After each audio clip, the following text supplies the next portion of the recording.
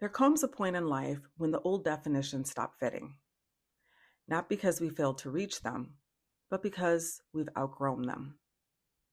What once motivated us, what once impressed us, what once felt like proof that we were doing it right, no longer carries the same weight.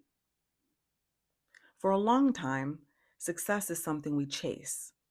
We pursue it with urgency, with discipline, with a quiet belief that once we arrive, we'll finally exhale.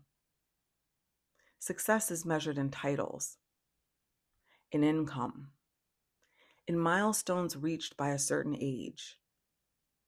It's measured in productivity, in resilience, in how much we can carry without letting anything fall. And for a while, that definition works. It gives us direction, momentum, a sense of moving forward. But then something shifts, not all at once, quietly, gradually. We begin to notice the cost, the constant mental load we never set down, the way our bodies stay tense even during rest, the way joy gets postponed again and again. We may look successful on paper, but feel oddly disconnected from our own lives. And it is here, often in midlife or in a season of transition, that success starts asking different questions. Not how much did I accomplish, but how much of myself did I abandon to do it? Not did I prove my worth, but did I honor my limits? In this season, success begins to soften, to widen, to breathe. It becomes less about external validation and more about internal alignment. Success starts to look like waking up without dread, like having energy left at the end of the day, like not needing to recover from your own life. It looks like choosing work that respects your nervous system, relationships that don't require constant self-editing, a pace that doesn't keep you in survival mode. Success becomes spacious. It allows room for rest, not as a reward, but as a requirement.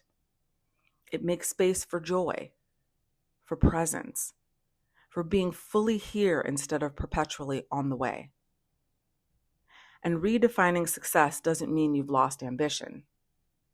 It means your ambition has matured. You still want meaningful work. You still care deeply.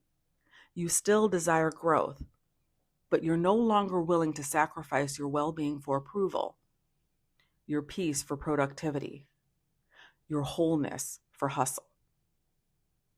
In this season, success may look quieter to others. It may not be flashy or loudly celebrated or easily explained, but it feels steadier inside. It feels like integrity, like coherence, like your inner and outer life finally speaking the same language. It's choosing what matters, even if it's not the loudest option, even if it doesn't fit the old template, even when it requires letting go of who you thought you had to be. So if you felt yourself questioning old goals, loosening your grip on old timelines, or quietly redefining what enough looks like, you're not falling behind. You're listening. You're not giving up.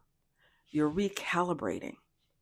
And that, in this season of life, may be the most successful thing you do. So I invite you to reflect gently, honestly. What does success mean to me now? Not 10 years ago, not according to anyone else, but here, in this body, with this wisdom, with this version of me. Thank you for spending this moment with me. If these reflections speak to where you are, you're always welcome to return. This is a soulful space for intentional living, honest reflection, positivity, and finding your way back to what feels true. Until next time, stay rooted in soul and wrapped in joy.